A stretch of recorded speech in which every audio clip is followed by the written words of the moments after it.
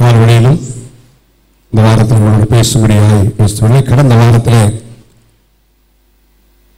தேவனுடைய கோபம் சீக்கிரத்திலே பச்சையேறி போகிறது என்ற வார்த்தை பேசினேன்.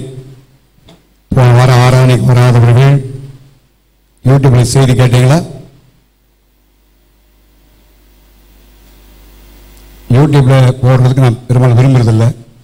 நம்ம சபையை சார்ந்த இங்கே இருந்து வெளியே போனவங்க சில ஊழியர்கள் அவர்கள் கேட்டுக்கொண்ட அவர்கள் செய்தியை கேட்பதனால ஆராதனைக்கு உண்மையான சபையின் விசுவாசியாய் நீங்கள் இருப்பீர்களானால் ஒருவேளை தவிர்க்க முடியாத காரணத்தால் போன வாரம் போயிருக்கலாம், வெளியே போயிருக்கலாம்.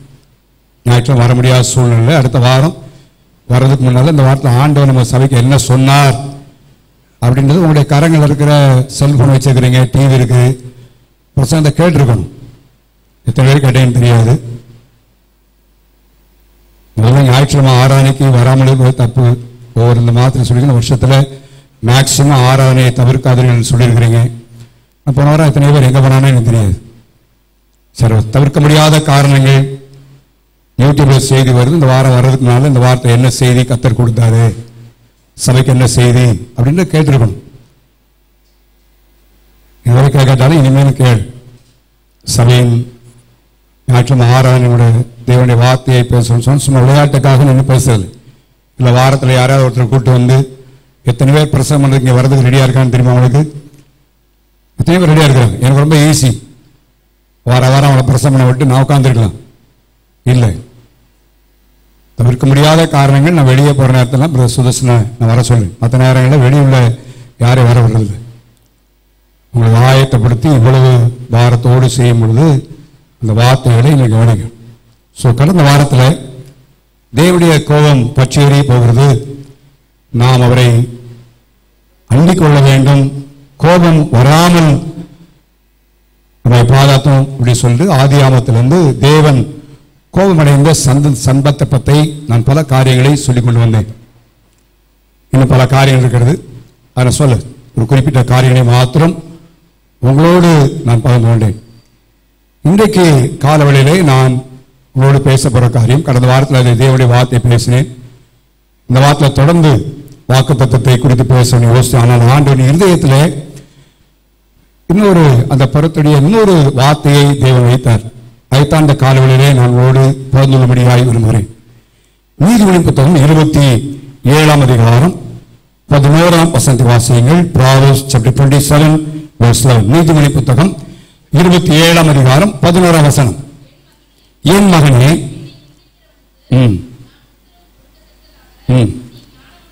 நீ ஞானமுள்ளவனாகி என் இருதயத்தை சந்தோஷப்படுத்து. இந்த வார்த்தையை தேவன் என்னிடத்தில் வைத்தார்.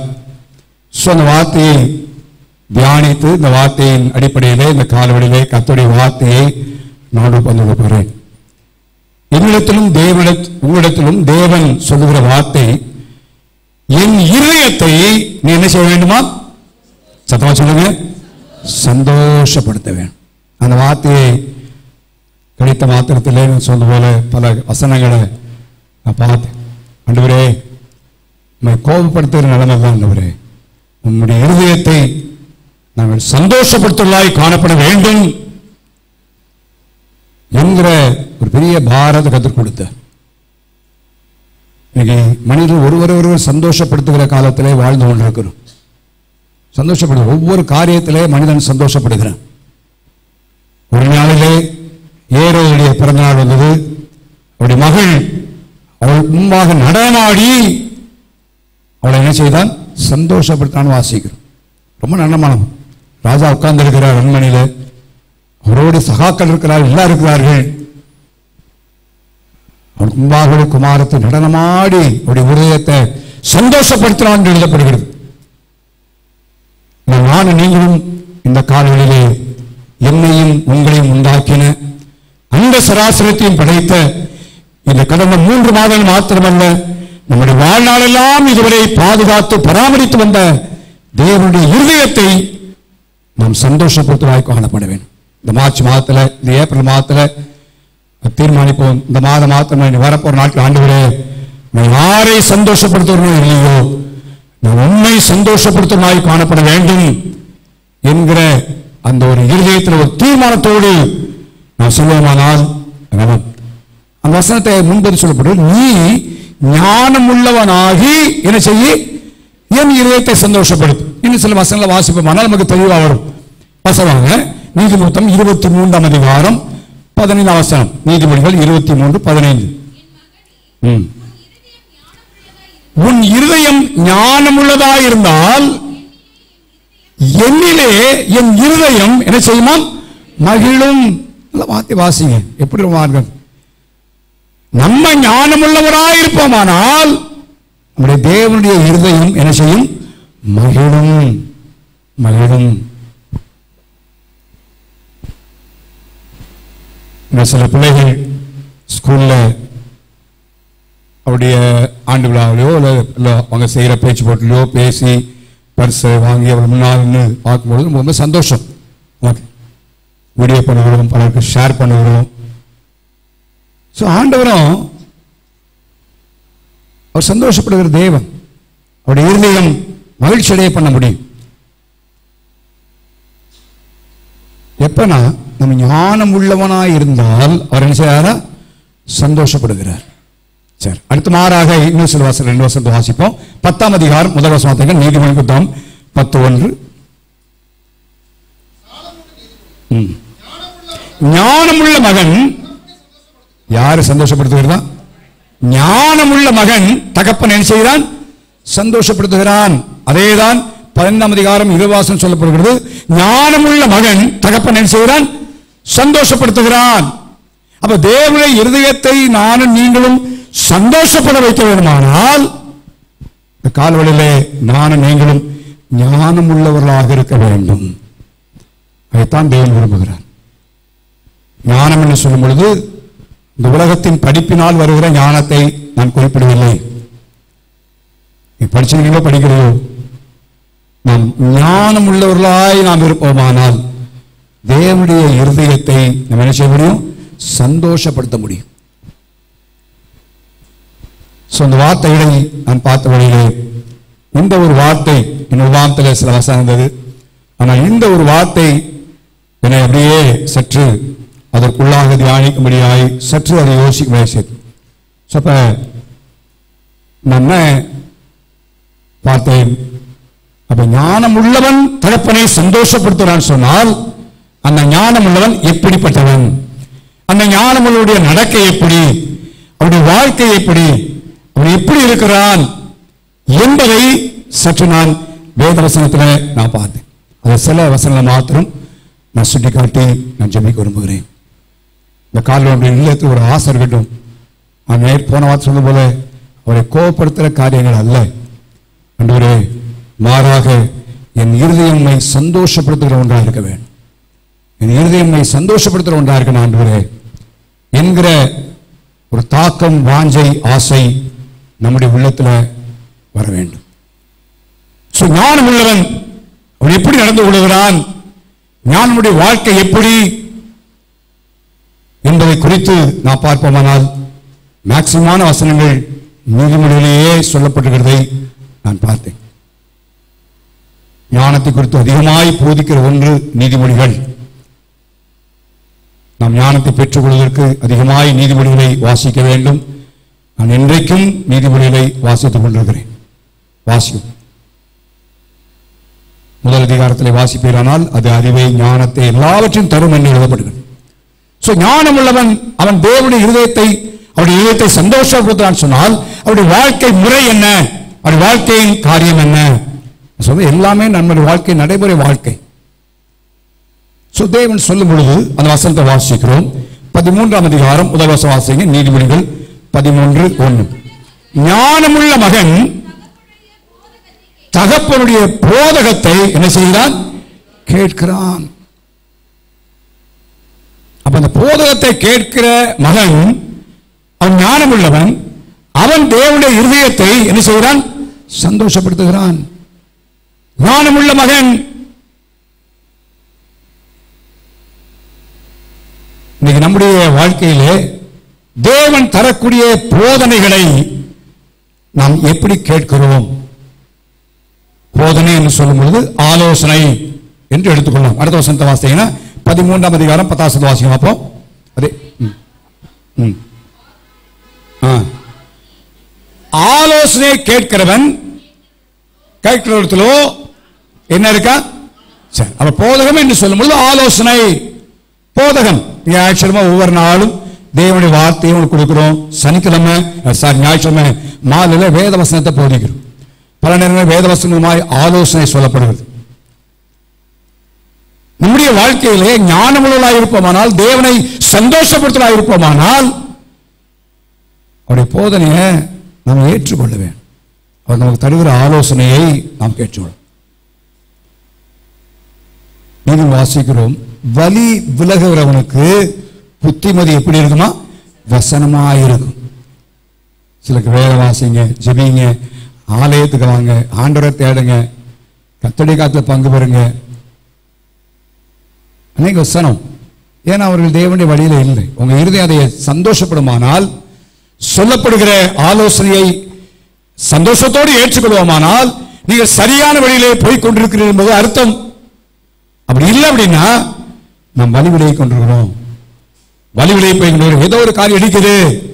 ஒருவேளை தேவனுடைய வார்த்தையை உங்களோடு பேசும்பொழுது அந்த வசனம் உங்களோடு பேசலாம். அதனுடைய இருதயத்தில் அசௌரியத்தை ஏற்படுத்துகிற ஒன்றாக இருந்திருக்கலாம். அது தேவனோடு பேசுகிற வார்த்தை, தேவன் உங்களுக்கு சொல்லுகிற ஆலோசனை. வசனத்தை கேட்கலாம் மாத்திரமல்ல, அந்த போதகத்தை நாம் கீழ்ப்படிய வேண்டும்.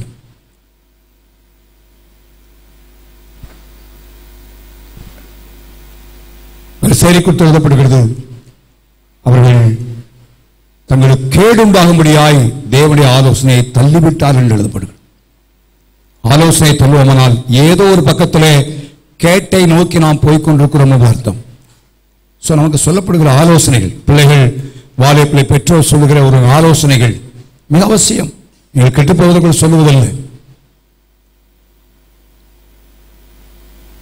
சபையிலே தேவன் நடத்துகிற விசுவாச தேவனுடைய ஊழியர் வைத்திருக்கிறார்.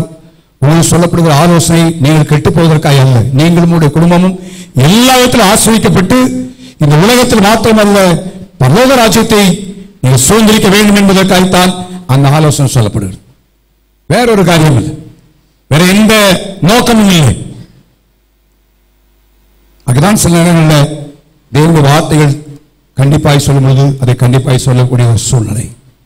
ஆலோசனைகள் அன்பாய் ஏற்றுக்கொள்ளக்கூடிய இருதயம். சிலர் அசட்டை பண்ணுகிறவர்கள் என்று எழுதப்படுகிறது. ஆலோசனை அசட்டை பண்ணுகிறார்கள் என்பதாக நீதிமொழி சங்கீதம் 14:6 எழுதப்படுகிறது. ஆலோசனை அசட்டை பண்ணுங்க. இவர் என்ன சொல்றது, நான் என்ன கேட்கறது? அப்பா என்ன சொல்றது, நான் என்ன கேட்கறது? அம்மா என்ன சொல்றது, நான் என்ன கேட்கறது? பாஸ்டர் என்ன சொல்றது, நான் என்ன கேட்கறது? அவர் சொல்லிட்டே தான் இருப்பாரு. அவர் சொல்றபடி நடக்க முடியுமா? இல்லை. 3ஆம் அதிகாரத்தில் வாசித்தீங்கன்னா அவன் சொல்லுகிறான், ஐயோ நான் போதகத்தை வெறுத்தேனே. எல்லாத்துக்கும் என்ன செய்யறேன்? வசனத்தை பார்க்கும்போது ரொம்ப எச்சரிப்பூர்வகமுடியாய் எழுதப்பட்ட வார்த்தைகள். நீதிமொழி புத்தகம் 3ஆம் அதிகாரத்தில் எழுதப்படுகிறது. 5ஆம் அதிகாரம் 12 10 11 வாசிக்கிறோம். முடிவிலே உன் மாம்சமும் உன் சரீரமும் நல்ல ஆரோக்கியமா இருக்கும், திடகாத்திரமாக இருக்கும் பொழுது எல்லாம் சொல்லலாம், புறக்கணிக்கலாம், எல்லாம் செய்யலாம். யாருடைய ஆலோசனை? நான் சொன்னது போல பெற்றோருடைய ஆலோசனை. தலைமைத்துவத்தில் இருக்கிறவர்கள், குடும்பம் என்று சொல்லும் பொழுது குடும்ப தலைமைத்துவம், சபையின் ஊழியருடைய தலைமைத்துவம், அதை கேட்கவில்லை. ஆனால் சொல்லப்படுகிறது, முடிவிலே உன் மாம்சமும் உன் சரீரமும் விடுவது. ஐயோ போதகத்தை நான் வெறுத்தேனே, கடிந்து விடுதலை என் மனம் என்ன செய்தாங்க? என் போதகரின் சொல்லை நான் கேளாமலும் எனக்கு உபதேசம் பண்ணவர்களுக்கு என் செவியை சாயாமலும். இப்ப என்னாச்சு? கொஞ்சம் குறைய எல்லா தீமைக்கும் there's no remedy at all. ஆலோசனைகள் ஒருவேளை சொல்லுவோம், நம்முடைய கொஞ்சம் அசௌரியப்படுத்தா இருக்கலாம். ஏன்னா நம்ம விருப்பத்தை நிறைவேற்ற முடியாம நாம் போகிற தவறு செய்ய போகிற பாதையை சுட்டி காட்டுறதா இருக்கலாம். நீ செய்கிற கடை தப்பு, நீ இப்படி திரும்பு ஆனால் சொல்லலாம் வசனத்தின் மூலமாக. அதற்கு நாம் செவி கொடுக்க வேண்டியது அவசியம். தேவனுடைய ஆலோசனை அதற்காகத்தான் வந்திருக்கிறோம். ஒவ்வொரு ஞாயிற்று வரும்பொழுது சொந்த போல யாரோ ஒருத்தர் பிரசவம், எத்தனையோ பிரசவம் கேட்டுக்கிட்டு இருக்கான், ஆயத்தமா இருக்கிறான். இல்லை, தேவன் சபைக்கு கொடுக்கிற ஆலோசனை ஒவ்வொரு வாரமும் நீ ஞாயிற்று பிரசவம் முடிக்கிற அடுத்த வாரத்தில் ஆண்டவரே நீ எனக்கு சபைக்கு சொல்ல விடுகிறேன், ஜனங்களுக்கு என்ன சொல்ல விரும்பு. ஒரு ஆசீர்வாதத்தை மாத்திரம் இல்லை, ஆண்டு சொல்லுகிற வார்த்தை, ஆண்டு நினைப்பூட்ட வார்த்தைகள். ஏன் உங்களை பக்தி விருத்திக்கு எதுவான பாதையில் நடத்தணும். சரியான பலன் காலங்கள் மிக கடைசியா இருக்கிறது. பல காரியங்கள் தேசத்தில் நடந்து கொண்டிருப்பதை பார்க்கிறோம். விசுவாசத்துக்கு வழி போகிற காலத்தில் ஜனங்கள் வந்து கொண்டிருக்கிற ஒரு காலத்தில் வாழ்ந்து கொண்டிருக்கிறோம். சத்தியத்தை சொன்ன சத்துருவானேனோ, சத்துருவான பரவாயில்ல, சொல்ல வேண்டிய கருத்தை சொல்லித்தான் தீர்க்க வேண்டும் என்கிற ஒரு நிலைமை. சன்மான போதனைகள் சொல்லப்படும் பொழுது கேட்கணும். உங்களுக்கு உங்களுடைய வாழ்க்கையில கூட நண்பரோ உன் மனைவியோ அல்லது புருஷனோ நல்ல ஆலோசனை சொல்லும் பொழுது ஏற்றுக்கொள்ள. யார் மூலமாயும் ஆலோசனை வரலாம்.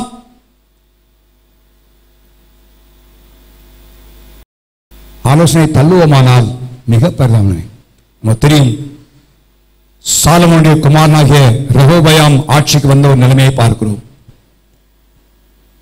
அப்பொழுது மூப்பர்கள் எல்லாரும் சேர்ந்து வந்து ஒருத்தரை சொன்னார்கள், அப்பா சாலமோனை செய்தது போல உங்களோடு நாங்கள் செய்திக்கிறோம் என்று சில காரியத்தை சொல்லி, நீங்க இந்த மாதிரி அரசாங்கத்தை ராஜாங்கத்தை இப்படி நடத்தினா நல்லா இருக்கும் அப்படின்னு சொன்னார்கள். ஆனா வேதம் சொல்லுகிறது, ஆலோசனை கேட்டான், முதியோட்டி ஆலோசனை கேட்டான், வாதி விட்டு ஆலோசனை எல்லாரும் கேட்பாங்க, சொல்லுங்க எவ்வளவு நாளும் சொல்லிட்டே இருக்கணும். ஆனா சொல்லிட்டு போன பிறகு மாற்ற வேணுமே, சொல்லிட்டு போன பிறகு மாற்றம் அது இருக்காது, கேட்கறத பிரயோஜனம் இல்லை. கேட்டான், பெரியவன் சொன்ன ஆலோசனை கேட்டான், நல்லா கேட்டான். ஆனா வேதம் சொல்லுது, பெரியவர் சொன்ன ஆலோசனை என்ன செய்தான், தள்ளிட்டான். என்ன பரிதாபம், ராஜ்யபாரம் ரெண்டாய் பிரிக்கப்பட்டு போயிடுச்சு.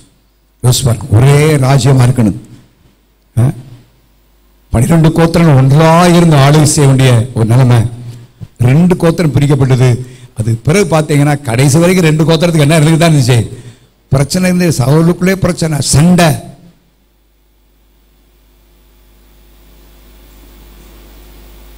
நாகமான் குஷ்டரோகி தான், அவனை குறித்து நேற்று வாசினேன், பெரிய மனுஷன், பராக்கிரமசாலி அப்படின்னு எழுதிருக்கு. ஆனா ஒரு சின்ன பிள்ளை சொல்ற, சமாரியா இருக்கிற திருக்கசில போன அவர் நினைச்சு வராங்க, பாருங்க யார் அவள், சிறு பெண் என்று எழுதப்படுகிறது. அந்த பகுதியை நான் வாசித்தேன், பெரிய மனிதன், எண்ணிக்கை உள்ளவன், பராக்கிரமசாலி. ஆனா அந்த பெண்ணோ சிறிய பெண் என்று எழுதப்படும். இவன் என்ன சொல்ற, நான் என்ன கேட்கறது அப்படின்னா, இல்லை ஆலோசனை கேட்டான். யோசிச்சு பாருங்களேன், அந்த சிறுவனுடைய ஆலோசனையை கேட்டு இங்கிருந்து தன்னுடைய சேனையோடு ஜனங்களோடு அவன் புறப்பட்டு போவதை பார்க்கிறோம், அற்புதம் பெற்றுக் கொண்டதை பார்க்கிறோம். ஏன்னா வாழ்நாளெல்லாம் அவன் குஷ்டரோகத்தில் மறைந்து போயிருப்பான். அந்த நாட்களில் தேவன் தருகிற ஆலோசனை காத்து, வேதம் சொல்லுது, இஸ்ரேல் ஜனங்கள் தேவனுடைய ஆலோசனை காத்திராமல் என்னிடம். சிலர் திடீர் முடிவு வைப்பாங்க, இன்னைக்கு ஒரு முடிவு நாளைக்கு ஒரு முடிவு, காலையிலே முடிவு சாயந்தரம் வேற. தேவனுடைய ஆலோசனை காத்து, ஆண்டவரே நீர் என்ன சொல்ல விரும்புகிறீர், இந்த காரியத்தை, தொழிலை குறித்தோ, படிப்பை குறித்தோ, வேலையை குறித்தோ, குடும்பத்தை குறித்தோ, எந்த காரியத்தை குறித்தும் நீங்க என்ன சொல்றீங்க ஆண்டவரே, எனக்கு ஆலோசனை சொல்லுங்க. ஆண்டவர் சொன்னார், நான் உனக்கு போதித்து உனக்கு என்ன உண்மையில் என் கண்ணை வைத்து, சத்தமா சொல்லுங்க, சொல்லுன்னு சொல்லிக்காரா இல்லையா, சொல்லிருக்க எந்த விதத்தில் ஆண்டவர் சொல்லுவார். ஒரு ஞாயிற்றுமே பிரச்சனை தான், கர்த்தர் ஏதோ ஒரு பாடல் மூலம் அவங்களோட சொல்லலாம், நான் பேச ஒரு வார்த்தை மூலம் அவங்களோட பேசலாம், அல்ல யாரோ ஒருத்தர் பேசக்கூடிய ஒரு வார்த்தையிலிருந்து உங்களுக்கு வார்த்தையில் கிடைக்கலாம்.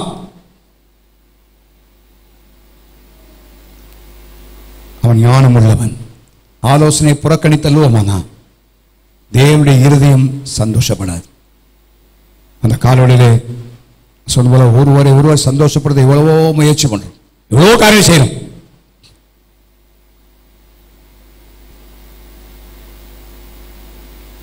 ஞாயிற்றுக்கிழமை திருமணம், நம்ம அவங்கள சந்தோஷப்படுத்தணும். ஆண்டவர் அப்செட் ஆனா பரவாயில்ல, சொந்தக்கார அப்செட் ஆகிடக்கூடாது. போறாங்க இல்லையா? யோசிச்சு பாருங்க. ஆண்டவர் அப்செட் பண்றது இல்லை. ஆண்டவர் நமக்கு உடனே பதில் வாங்குறது இல்லை. அதெல்லாம் நம்முடைய பிளாக் லிஸ்ட்ல சேர்ந்துகிட்டே இருக்கும். ஆண்டவர் எல்லாவற்றையும் கணக்கு வைத்திருக்கிறார், எல்லாவற்றையும் சேர்த்து வைத்திருக்கிறார். இன்றைக்கு ஒருவேளை உடனடியாய் அதற்கான பதில் வராவிட்டாலும், அதற்கான கிரியை கர்த்தர் காட்டாவிட்டாலும், அவர் நினைக்க கூடாது, அவர் பார்க்கல நினைக்க கூடாது. எல்லாம் தெரியும். தேவன் நீடிய பொறுமையா இருக்கிறார்.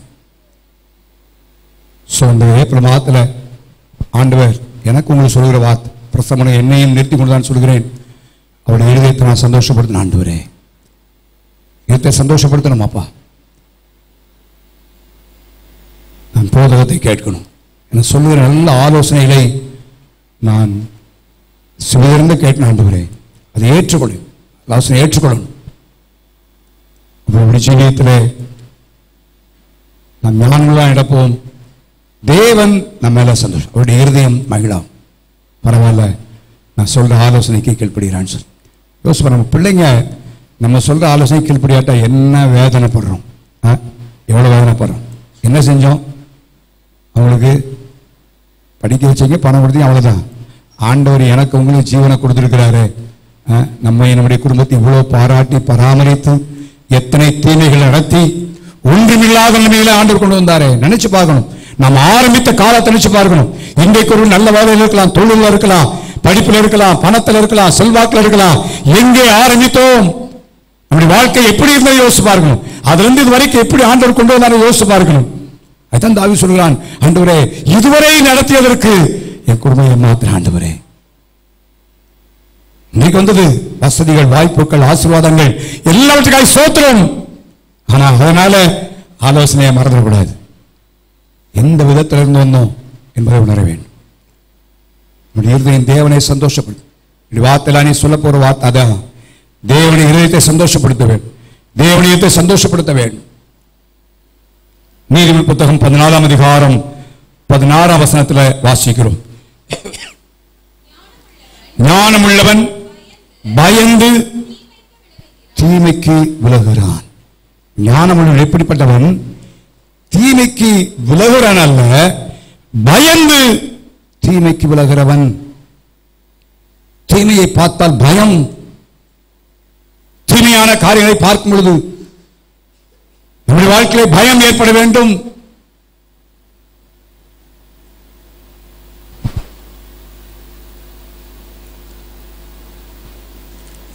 அப்படியானால் தீமையான காரியத்தை பேச மாட்டோம், செய்ய மாட்டோம், நடப்பிக்க மாட்டோம், அதுல பிரிய மாட்டோம். தீமையான காரியங்கள், அதை நான் அந்த ஒரிஜினல் டெக்ஸ்ட்ல வாசித்தேன். பல வித்தியாசமான வார்த்தைகள் பயன்படுகிறது. The unpleasant things, தேவனை சந்தோஷப்படுத்தாத காரியம், சந்தோஷம் இல்லாத, விருப்பம் இல்லாத காரியங்கள்,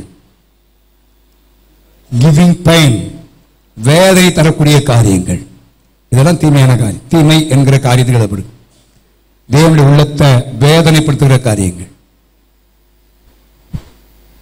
அதனால் தாவீது சொல்கிறான், வேதனை உண்டாக்கும் வழி என்னிடத்தில் உண்டோ என்று பார்த்து என்ன பாருங்கப்பா, நீர் என்னை ஆராய்ந்து அறிந்திருக்கிறீர் ஆண்டவரே.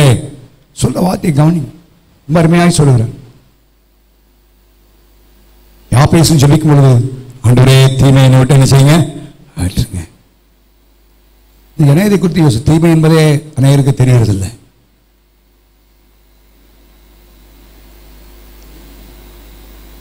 தேவன் விரும்பாத காரியங்கள் அனைத்தும் தீமையான காரியங்கள். நீதிமொழிகள் 16ஆம் அதிகாரம் 6ஆம் வசனத்தை வாசிங்க.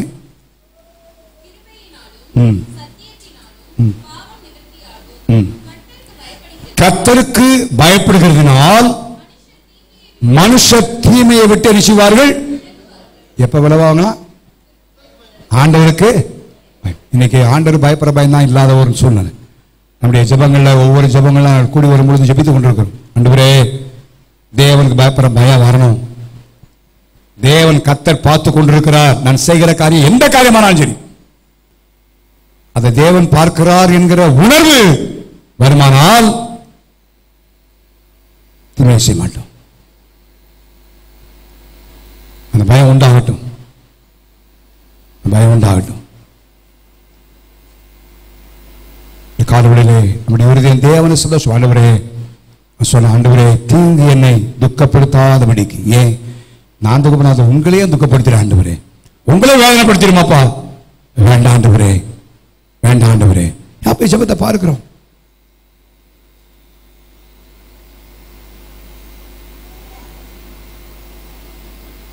இந்த நாட்களில் நம்ம தேவ சமூகத்தில் தேவனை பிரியப்படுத்துவாய் காணப்பட நம்ம யார் படிப்போம்? யாரை பிரியப்படுத்துறோமோ இல்லையோ, நீ ஒருவேளை என் ஃப்ரெண்ட்ஸ் அப்செட் பண்ணக்கூடாது, என் சொந்தக்கார அப்செட் பண்ணக்கூடாது, உறவின் முறை அப்செட் பண்ணக்கூடாது அப்படின்னா ஆண்டவர் அப்செட் ஆனான்னா அவ்வளோதான். ஆண்டவரை அப்செட் பண்ண முடியும்? யோசிப்பார். அவர் என் மேல உங்க மேல துக்கப்படுத்தப்பட்டார் என்றால் எந்த நிலைமை உண்டாகுமாறு? ஒருவேளை சொந்தக்கார அப்செட் ஆனா என்ன ஆகும்? உறவு துண்டிக்கப்படும், அவ்வளவுதான். அதனால ஒரு பொருள் சொல்லணும் இல்லையே.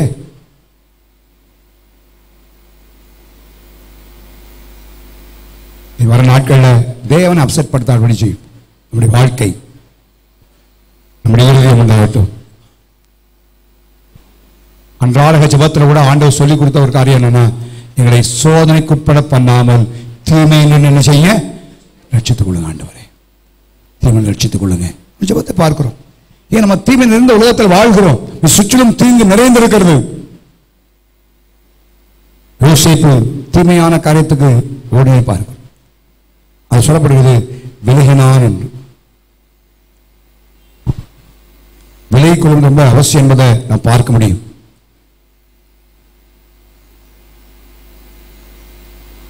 நாம் இருந்து காத்துக்கொள்ள ஆண்டவரே இல்லை. தாவீது சவுல் ராஜாவுக்கு பிசாசு பிடித்த வேளையிலே அவன் சுரமண்டலத்தை என்ன செய்த அவனுக்கு முன்னால வாசித்தான். அந்நேரத்தில் சவுல் என்ன பண்ண தெரியுமா உங்களுக்கு? ஈட்டினால ஒரே குத்து. தாவீது பெரிய மனுஷன் தான், சிங்கத்தை கொண்டு கல்லை கொண்டு கர்த்தரனை காப்பாற்றிக் கொள்வார் அப்படின்னா அதோட தாவீது வாழ்க்கை முடிஞ்சிச்சு. 2 தரம் விலகி கொண்டான் சொல்லுது. ஸோ சாத்தாண்டுக்கு தீமையான அம்புகளை நம்மை நோக்கி எய்து கொண்டிருக்கிறான். யாரானும் பரவாயில்ல, அவருடைய என்மை நம்மை தீமையில் விழப்படணும். சினிமாவில் டிவியை சினிமாவை பார்க்க வைக்கணும். தேவன் விரும்பாத ஸ்தலங்கள் செல்ல வேண்டும். தேவன் விரும்பாத காரியத்தை பேசணும். சூழல் உண்டாக்குவான், எய்கிறான் ஈட்டியை. நம்ம தான் விலகிக் கொள்ளணும். அதனால ஆண்டவர் சொன்னாரு இந்த முதல் சங்கத்தில், துன்மார்க்குடைய ஆலோசனையில் நடவாமலும் பாவியுடைய வழியில் நில்லாமலும் பரியாசைக்கார் உட்காரும் இடத்தில் உட்காராமலும். உட்கார்ந்தா என்ன ஆகும்? அவர்களில் ஒருவனா என்ன செய்வோம்? மாற்றப்பட்டு விடுவோம். அவர்கள் ஒரு நாள் அதான் நடக்கும். அவங்கள மாறி நான் பின்னால் உள்ள வசனத்தில் ஒரு வசனத்தை சொல்ல விரும்புகிறேன். ஆகவே இந்த நாட்களில் ஆண்டவரை நோக்கி ஜெபம் பண்ணுவோம். ஆண்டவரே தீமையை பாதுகாத்துக்கொள்ளும், யாப்பேசு போல விண்ணப்பிப்போம். அப்ப தேவனுடைய இருதயம் சந்தோஷமா. சங்கீதத்தில் தாவீது சொல்றான், தீங்கான காரியத்தை என் கண் முன் நினைச்ச மாட்டேன், நிறுத்த மாட்டேன். சொன்னார், இந்த ஸ்டிக்கரை இதை எழுதி உங்க டிவியில் ஒட்டுங்கன்னு சொன்னார். உங்க டிவியில் என்ன செய்யுங்க? ஒட்டி வைங்க. தீங்கான காரியம் தேவனுடைய இருதயத்தை சந்தோஷமாக காணப்படும். மூன்றாவதாக நீர் புத்தகம் 17ஆம் அதிகாரம் 28ஆம் வசனம். பேசாதிருந்தால் மூடனும் எப்படி எனப்படுவானா? அப்ப ஞானம் உள்ளவன் தன் வார்த்தைகளை அடக்குகிறான். ஞானம் என்ன செய்யறான்? அப்ப வார்த்தைகள் மேல கண்ட்ரோல் பண்ணுகிறான், பேசுகிறது. ஞானம் நீங்களும் ஞானம் உள்ளவர்கள் என்ற இடத்துல இருந்து தேவனை சந்தோஷப்படுத்த வேண்டுமானால் நம்முடைய வாயின் வார்த்தைகள் மிக கவனமா இருக்க வேண்டும். யார்கிட்ட பேசுகிறோம், என்ன பேசுகிறோம், எப்படி பேசுகிறோம் என்பதை குறித்து கவனமா இருக்க வேண்டும். சில பேச ஆரம்பித்தா எப்படி பேசான்னு தெரியும், எவ்வளவு நேரம் பேசான்னு தெரியும், எதை பேசான்னு தெரியும் இல்லை.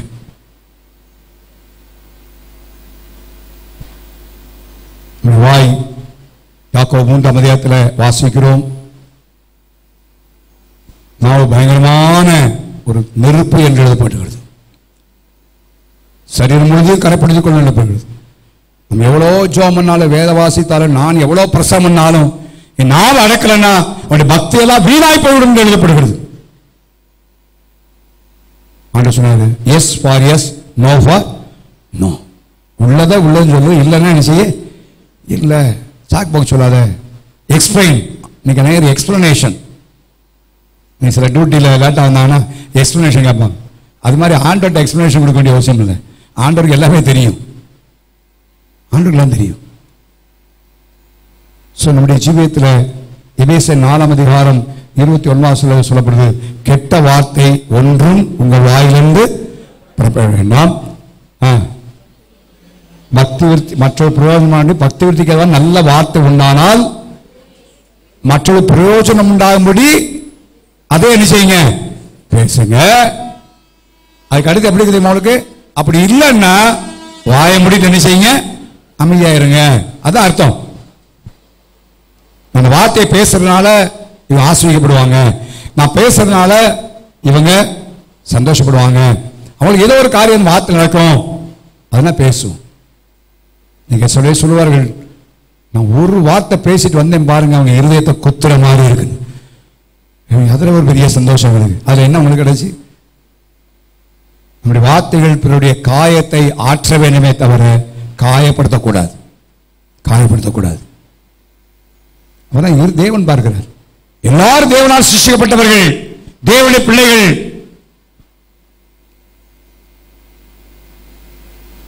இருதயங்களை காயப்படுத்த முடியாய் பேசப்படும். இந்த வார்த்தைகள் நல்ல வார்த்தைகளா, பிரயோஜன வார்த்தைகளாய், பக்தி விருத்திக்கு எதுவான வார்த்தை, விசுவாசத்தை குலைக்கிற வார்த்தையா இருக்கக்கூடாது.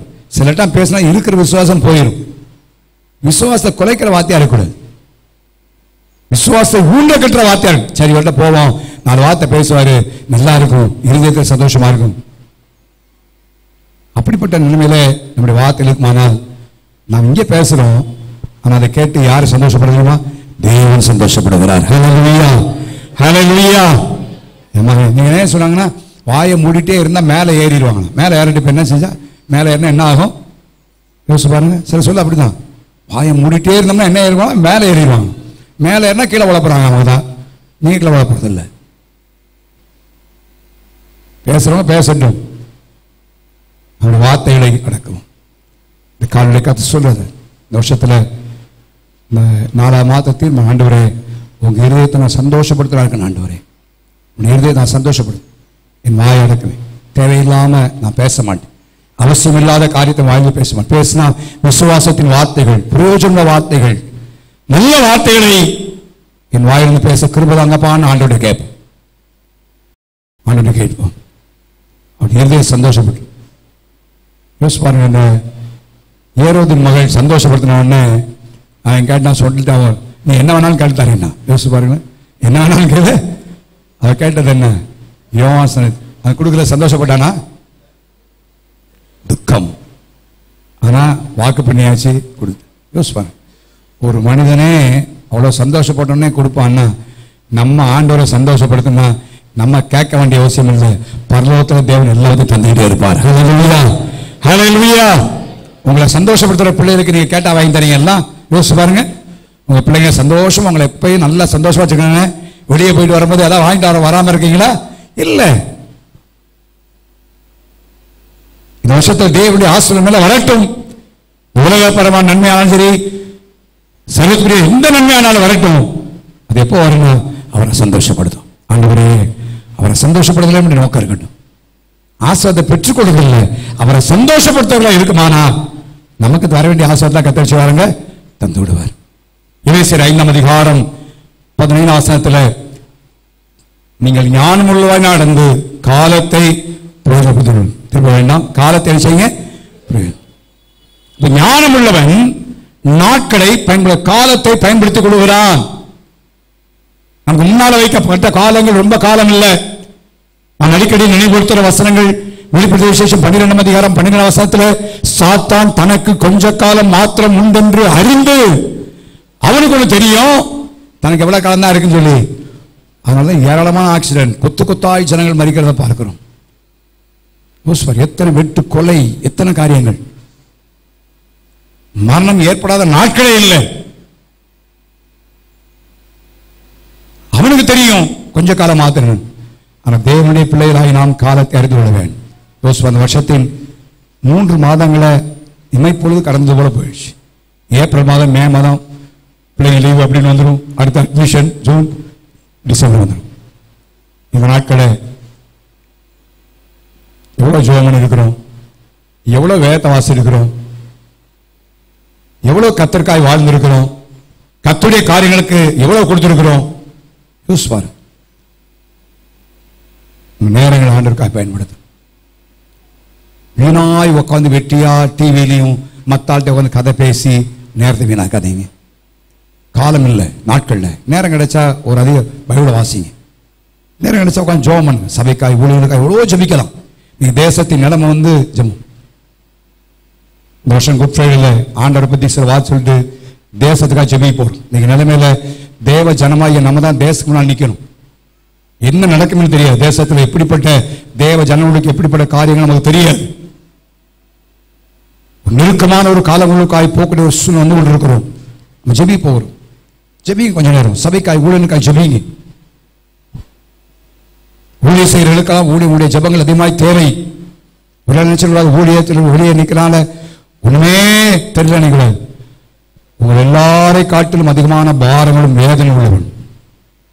உங்களுக்கு வெளியே தெரியாது, அதை காட்டுறது இல்லை. நாங்கள் ஊழியர்களை குறித்த, விசுவாசுடைய செயல்களை குறித்த, நடக்கைகளை குறித்த காரியங்கள் எவ்வளவாய் உள்ளத்தை பாதிக்கிறது என்பது கர்த்தர் ஒருவர் இருந்திருக்கிறார். ஜெபிக்கணும். அது மத்தியில் ஊழியம் செய்ய ஆண்டவராங்க.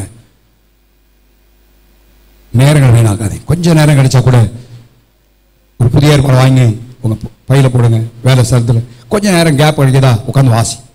மெயினா யூடியூப்ல கண்ட கழுதையும் பார்க்காதே. தேவையற்ற பிரசங்கங்கள், தேவையற்ற காரியங்கள்.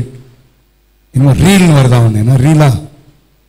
ரீல் ஒன்று வருதா? அது உங்களை ரீல் விட்டு போயிடும் பாருங்க. ஆண்டவரை பாரு, தேவனுடைய வார்த்தையை தேனி நான் சொல்லிக்க. வசனத்தை சிலருக்கு இந்த கையில் பேப்பர் கொடுத்துருக்கீங்க. எதுக்குன்னா வசனத்தில் கோடு வர்றதுக்காக. சிலர் இதெல்லாம் யூஸ் பண்ணுறது இல்லை. அது கத்தர் பார்த்துக்குவார், நான் படிக்கிறத போகிறேன் அப்படின்னு. கத்தர் பார்ப்பாருங்க, நாங்கள் பார்க்க நம்ம உங்களுக்கு கொடுத்துருக்கோம். எல்லாமே கத்தரை சொல்லிடுது. எவ்வளோ ஒழுங்குறமாக படிக்கணும் தான் கோடு போட்டுங்க. இப்போ நான் பண்ணிட்டேன், உங்களுக்கு சொல்கிறேன். நான் செஞ்சுட்டு இருக்கிறேன், செய்யாமல் இல்லை. என்னைக்கு யார் மாட்ட போறேன்னு தெரியாது, பார்ப்போம். அதனால நேரங்களை வீணாக்கும். நேரம், டைம், உங்கள் குடும்பக்காரையும் சரி, வீட்டுக்காரையும் சரி, பிள்ளைகளும் சரி, இப்படி நேரங்களை வீணாக்காது.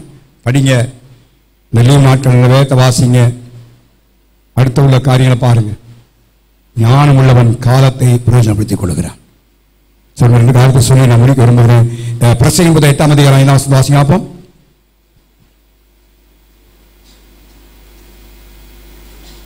பிரசங்கம் 8:5, ஒருத்தர் எரேமியா 8:7.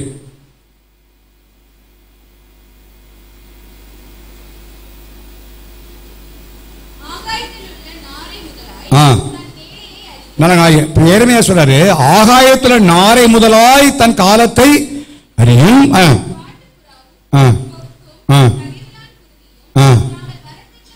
தங்கள் வரத்தக்க காலத்தை அறியும். இப்ப ஆண்டவர் இங்க வேதனைப்படுற காரியம் என்னன்னா, நான் சிருஷ்டித்த பறவைகள் இவையெல்லாம் தன்னுடைய காலத்தை என்ன செய்யும்? அறியும். ஸ்கூல்ல படிக்கும்போது இந்த மைக்ரேஷன் ஆஃப் பேர்ட்ஸ், பறவைகளுடைய இடம்பெயர்தலை குறித்து படிச்சிருக்கிறோம்.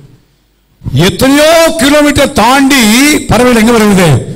குறிப்பிட்ட காலத்திற்கு இங்க வருது. வந்து இங்க குஞ்சு பொறிச்சு அந்த குஞ்சியை வளர்த்து திருப்பி குறிப்பிட்ட காலத்தை எங்க இருந்து நினைச்சாங்க போறது. பல ஆண்டுகளுக்கு முன்பாக நம்முடைய அவருடைய பக்கத்து ஊர்ல ஒரு கிராமம் இருக்கு. அந்த ஊருக்கு கூட்டு போனாங்க. இந்த நாரை, பெரிய பெரிய நாரை இருக்கும். அதனால அந்த ஊர்ல உள்ள ரெஸ்ட்ரிக்ஷன், வெடி போட மாட்டாங்க, பயங்கரமா பெரிய பாட்டு போட மாட்டாங்க. எங்க பார்த்தாலும் அந்த பறவைகள் தான் இருக்கு. அந்த குறிப்பிட்ட காலங்கள் அங்க வந்து தங்கி அங்க முட்டையிட்டு குஞ்சு பொறித்து அந்த டைம் முடிந்த உடனே அங்க இருந்து நிச்சயம் தெரியுது, நேரம் தெரியுது, காலம் தெரியுது. ஆனா தேவ ஜனங்களுக்கு என்ன செய்யல, தெரியல. இவ்வளவு நடக்கிற காரியங்கள் ஆண்டவர் இயேசு கிறிஸ்து வரைக்கும் சீக்கிரமாக பேசியிருந்தேன். அந்த நாட்டில் மிருகம் அப்படின்னு சொல்லும்போது கம்ப்யூட்டர் நினைச்சாங்க. இப்ப ரொம்ப அட்வான்ஸா வந்துருச்சு. என்னது? ஏஐ. நீ எல்லாருடைய வேலையும் காலியாக போகுதுன்னு சொல்றான். எல்லா வேலையும் என்ன செய்யுது? காலியாக போகுது. எனக்கு ஜெப குறிப்புகள் சிலர் அனுப்பியிருப்பாங்க. அது சொல்றான், இத்தனை லட்சம் பேருக்கு வேலை எல்லாம் ஏஐ செய்ய போகுது. Artificial intelligence. வெளிநாட்டில் ஒரு சபையில் அதே பிரசவம் பண்ணிருக்கு. இப்ப லேட்டஸ்டா வேத பண்டிதர்கள் அல்லது வருகை பற்றி பேசுறாங்க. ஒருவேளை இந்த மிருகம் என்று சொல்லுவது இதுவாகவே என்ன செய்யலாம் இருக்கு. நீங்க என்ன கேள்வி கேட்கறீங்களோ எல்லா கேள்வி என்ன கொடுக்குதான்? பதில் கொடுக்குது. எல்லாம் வீட்டிலேயே நீங்க வேலை செய்ய வேண்டிய அவசியம் இல்லை. வாங்கி வச்சுட்டே உங்களுக்கு சமையல் பண்ணியே போட்டுரும். ஊட்டி கூட விட்டுருன்னு நினைக்கிறேன். படுக்கையிலே படுத்திருந்து காப்பியை கொண்டு வாயில ஊத்தினாலும் ஊத்தும்னு நினைக்கிறேன். மிருகம்னு அதான் அப்படி சொல்லிக்கலாம். உண்மையில எவ்வளவு முன்னேற்றமான காலத்தில் வந்து நீ பாரு. நம்ம பார்ப்ப எல்லாத்தையும் பார்க்கிறோம். காரணம் என்ன? இது எல்லாமே வேத வசனத்தின் நிறைவேறுதல். ஹல்லேலூயா. நம்ம கேட்ட மிருகம் எப்படி பேசும்? அது பேசதான் செய்யும். செய்ய போகிறது. அவை நாம் காலங்கள் மிக கொடிய காலத்தில் வந்துட்டு இருக்கிறோம். உலகத்தின் வேலைகள், குடும்பங்கள், தொழில் எல்லாம் ஒரு இருந்தாலும் கர்த்தருடைய ராஜ்யத்துக்கான காரியங்களை முக்கியத்துவம் கொடுப்போம். ஆண்டவரை தேடும். வாலிபர்கள் உள்ளடக்கி தான் சொல்றேன். காலையில் நேரம் ஷார்ட் அவுட் பண்ண ஒரு நாள் எழும்பி இன்னைக்கு இதை செய்ய போறேன் அப்படின்னு பிளான் பண்ணு, திட்டம் பண்ணுங்க. இல்லைன்னா 24 மணி நேரம் 48 மணி நேரம் தான் நமக்கு நேரம் பார்த்தாது. நேரத்தை எடுங்க. இவ்வளோ நேரம் ஜெபம் பண்ண போறேன், பைபிள் வாசிக்க போறேன், இந்த காரியங்கள், குடும்பத்தோடு உட்காந்து ஜெபம், குடும்பத்தை கவனிப்பதற்கு நேரங்கள். ஞானமுள்ளவன் இதயத்தை சந்தோஷப்படுத்துகிறான்.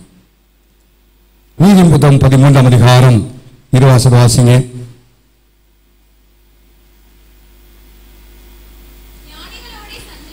ஞானிகளோட சஞ்சயிக்கிறவன். அப்படிங்களா? நான் நேற்று நைட் தான் அந்த வசனத்தை பார்த்தேன். நேற்று உட்காந்து அந்த வசனங்களாம் பார்த்துட்டு இருக்கும் பொழுது இந்த வசனம் திடீர்னு கண்ணில் போயிடுச்சு. ஞானிகளோட சஞ்சிக்கிறவன் என்ன பண்ணுமா? அப்ப ஞானத்தை பெற்றுக்கொள்ளணும். யாரோட செஞ்சிருக்கணும்? ஞானமுள்ளவர்களோடு. ஃபெல்லோஷிப். தேவனுடைய ஐக்கியம் மிக முக்கியம். நேரம் முக்கியத்துவப்படுத்தல ஐக்கியத்தை. சபைக்கு வர்றோம் போறோம் அவ்வளவுதான். எங்களை பத்தி எதையுமே நீங்க கேட்டுக்கூடாது அவ்வளவுதான். அந்த மாதிரி இல்லை. ஐக்கியம் என்பது மிக முக்கியம். இந்த கடைசி நாட்கள்ல ஐக்கியம் என்பது அந்த ஐக்கியத்தோடு தேவ ஜனங்களோடு உள்ள ஐக்கியம் தான் ஞானம் உள்ளவன். நீதிமொழி 31ஆம் அதிகாரத்தில் ஞானமுள்ளவர்களை பற்றி எழுதி கொண்டு வரும்பொழுது அதுல வெட்டுக்கிளைகளை பற்றி சொல்லுகிறார். பவுஞ்சு பவுஞ்சாய் புறப்படுகிற வெட்டுக்கிளை. இது வாசிங்க. யார் இல்ல? ராஜா இல்ல. அவன் நடத்தி சொல்ல உத்தரவு. ஆனா அந்த வெட்டுக்கிளை எப்படி போகுதா? பவுஞ்சு பவுஞ்சாய் ஐக்கியமாய் போகிறது. அதைத்தான் குறிக்கிறது. ஐக்கியமாய் செல்வது ஒன்று. ஐக்கியம் என்பது மிக முக்கியமான ஒன்று. அதனை பேச்சுகிற ஒன்று. நமக்கு பாதுகாக்கிற ஒன்று. ஐக்கியத்தில் வரும்பொழுது கர்த்தருடைய ஆவியானவர் ஞாயிற்று வரும்பொழுது எந்த சூழ்நிலை தெரியாது. ஆண்டவர் பேசுகிறார். ஆண்டவர் தைரியப்படுத்துகிறார். ஆண்டவர் உருவிக்கிற பல காரியங்கள் அதுக்கு அவசியம். அப்ப ஞானிகளோடு தேவனுடைய ஜனத்தோடு ஞானம் பெற்றோர் தேவனுடைய பிள்ளைகளோடு சேர்ந்து நம்ம இணைஞ்சிருப்போமானா நம்ம ஞானம் பெற்றுவிடலாம். இந்த சொல்லுவாங்களே, பூவோடு சேர்ந்த நாரும் என்ன செய்யுமா? மனம் பெறும். அது மனம் பெறும். ஆண்டவர் சொல்றார், என்னுடைய தகுதி அல்ல. இது மிக முக்கியம். ஐக்கியம் மிக முக்கியம். நான் கடந்த வாரத்தில் ஃபீல் பண்ணேன். இந்த நான் பெரும்பாலும் எந்த ஐக்கியத்திலும் செல்லுவதில்லை, எங்கேயும் போறதில்லை. ஆனால் கடந்த ஆண்டில் இந்த பகுதியில் தேவனுடைய ஊழியர்களாக சேர்ந்து ஜெபிக்க வேண்டும் என்று ஆரம்பித்தோம். அப்படி மிக முக்கியமான நான் சொன்னேன், மற்ற எந்த காரியம் கூடாது. மிக முக்கியமான காரியம் ஊழியர்களை கூட்டுவோமானால் 45 நிமிஷம் நல்லா ஜெபிக்க வேண்டும். அடுத்து நல்ல சிறந்த ஊழியர்களை கொண்டு வந்து உங்களுக்கு தேவனுடைய வார்த்தையை போதிக்கணும். அவ்வளவுதான் என்கிற அடிப்படையிலே ஆரம்பித்தோம். தலைவர்களாக மாதத்தில் ஒரு நாள் கூடி ஜெபிக்க வேண்டும் என்று தீர்மானித்தோம். கடந்த வாரம் நான் ஜெபத்துக்கு போயிருந்தேன். செவ்வாய்க்கிழமை காலையில் வைத்தினார்கள். நான் அந்த ஜபத்துக்கு போயிருந்தேன், ஜபத்துக்கு கட்டாயம் போகணும்னு சொல்லி. கடந்த நாட்களில் உலகத்தில் பலவிதமான போராட்டங்கள், பல பாரங்கள், தேவ ஜனங்கள் விக்கிரகத்தை நாடி போகிற காரியம், எந்த விதமான அறிவிப்பு ஆராய்ச்சி வர காரியங்கள், தேவனுடைய வார்த்தை புறமான இன்னும் பல காரியங்கள் என் இருதயத்தை பயங்கரமாக வேதனைப்படுத்துது. உண்மையை சொல்றேன், பயங்கர துக்கப்படுத்துது. அப்ப நான் அந்த ஜபத்துக்கு போனேன். அங்கே டிவோஷன் யாராவது ஒவ்வொரு நாள் டிவோஷன் பண்ண என்ன சொன்னாங்க, நீங்க கொடுங்க. இல்லை, வேறொரு போதர் கொடுத்தார். மோசையை பற்றி பேச ஆரம்பித்தார். அதை பேசும்பொழுது கர்த்தர் என்னோடு பேசினார். அவர் பேசின ஒரு பகுதி, இன்னொரு பகுதியாக வரும்பொழுது ஆண்டவர் சொன்னார், மோசைய ஜனங்கள் படுத்தாத பாடா ஒன்னா படுத்துறாங்கன்னு கேட்டார். மலையிலிருந்து இறங்கி வரதுக்குள்ள இங்க விக்கிரத்தை உண்டாகிட்டான். தண்ணி வந்த உடனே முறுமுறுப்பு, எத்தனை காரியம், கல்லெறிய பார்த்தான். எங்களுக்கு ஒரு லீடர் நாங்கள் ஏற்படுத்த மாட்டோமா? ஆண்டவர் பேசினார். மோசேக்கு ஜனங்கள் கொடுக்காத பிரச்சனையாப்பா உனக்கு வந்துச்சு, அதையே அவன் தாங்கினானே அப்படின்னு அந்த ஒரே நிமிஷம் என் உள்ளத்தக்கது. பாருங்க, நான் எதை சொல்லுங்க, அன்னைக்கு அந்த ஐக்கியத்துக்கு நான் போகலன்னு வச்சுக்கொள்ளுங்களேன், அவங்களோடு சேர்ந்து நான் ஜெபிக்க போகாம இருந்தேன்னா இந்த ஒரு வார்த்தை என் உள்ளத்தை தைரியப்படுத்திருக்கிறது. உண்மையிலே சொல்லுவாங்க, விசுவாசிகள் தன்னுடைய பிரச்சனை ஊழியத்தில் சொல்லலாம். நாங்க யார்கிட்ட போய் சொல்லுது என்னுடைய காரியம், யார்கிட்டையும் சொல்ல முடியாது. புறம்புறது போல, இல்லை மற்ற குற்றப்படுத்துவது போல, அது பாஸ்ட் என்ன எப்படி சொல்றாரு அப்படின்னு எங்க வேணும் சொல்லி இல்லை. என்னுடைய சந்தோஷம் எதில் இருக்குன்னா, நீங்க ஆவிக்குரிய வாழ்க்கை நடக்கிறதுல இருக்கிறவடைய நீ கொடுக்குற காணிக்கையில் அல்ல. நீங்க தேவனுடைய வார்த்தையின்படி நடக்கிறீங்க, நல்லா ஜெபம் பண்றீங்க, தேவனுக்காய் வாழ்றீங்க, நீங்களும் குடும்பம் கர்த்தருக்காய் இருக்கிறீர்கள். அது ஒன்றுதான் ஊழியலாய் எங்களை சந்தோஷப்படுகிற காரியம். அப்ப நான் ஜெபம், ஆண்டவரே மோசேக்கு எனக்கு கிருபை கொடுத்துட்டு, ஆண்டவரே எனக்கு கிருபதாரம், எனக்கு கிருபதாரம் ஆண்டவரே. என்ன கேட்டேன் ஆண்டவர்கிட்ட. ஏன் நான் சொல்றதுக்கான ஐக்கியம், இந்த ஃபெலோஷிப், தேவனுடைய விளையோடு சேர்ந்து நானும் அணிந்தன். நான் என்ன ஜெபம், கர்த்தர் ஏதாவது விதத்தில் தைரியப்படுத்துகிறார், பேசுகிறார், நம்மை தூக்கி நிறுத்தும்படியாக கர்த்தர் செய்கிறார். அதனால்தான் ஞாயிற்றுக்கிழமை எங்க பாடுபட்டாலும் ஆராய்ந்து சொல்றேன். உங்கள் வாழ்க்கையில் எத்தனையோ பிரச்சனை, திங்கட்கிழமை முதற்கொண்டு சனிக்கிழமை வரைக்கும் நீங்கள் வேலை செய்கிற இடத்துல, தொழில் செய்கிற இடத்துல, குடும்பத்தில் எத்தனை பிரச்சனைகள், எத்தனை போராட்டங்கள், இதுவரை இல்லாத அளவுக்கு தேவனுடைய குடும்பங்கள் பல காரியங்களை சந்திக்கிறது. அப்படி சந்திக்கும் பொழுது உங்களுக்கு தேவ சமூகத்தில் காத்தில் சொல்லப்படுகிற வார்த்தைகள் உங்களை தைரியப்படுத்தும். அந்த வார்த்தை ஓடும்படியா பலம் கொடுக்கும். அதுக்காகத்தான் அந்த ஐக்கியத்துக்கு முக்கியப்படுத்தும் சொல்ல காரணம், வேற எந்த ஒரு காரணம் அல்ல. ஆண்டவரை சந்தோஷப்படுத்துகிறார். அந்த ஐக்கியத்தை பார்த்து ஞானியோடு சேர்ந்திருக்கும் பொழுது அவருடைய உள்ளத்துல ஞானம் ஏற்படுகிறது. தேவனுடைய இருதயத்தை அது சந்தோஷப்படுத்த உண்டாகிறது. கடைசியாக சொல்லிபடி கூறுகிறேன், வாசியுங்கள். நீதிமொத்தம் 11ஆம் அதிகாரம் 30 வசனம்.